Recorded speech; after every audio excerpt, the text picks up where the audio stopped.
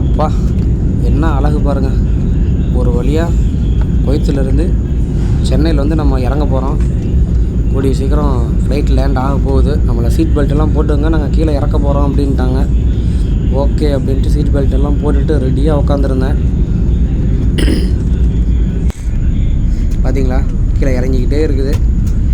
பக்கத்தில் இது வந்து கடல், அப்படியே பீச்சோரமாக அப்படியே வந்து ஃப்ளைட்டு லேண்ட் ஆக போகுது. என்ன அழகு. இறக்கிட்டாயா டிரைவர் பையன், ஒரு வழியாக தரையில் இறக்கிட்டான். இந்த ஃப்ளைட்டு ஏறும்போதும் இறங்கும்போதும் ஒரு பயம் ஒன்று வரும், வயிறெல்லாம் குலுங்கும் பாருங்கள்.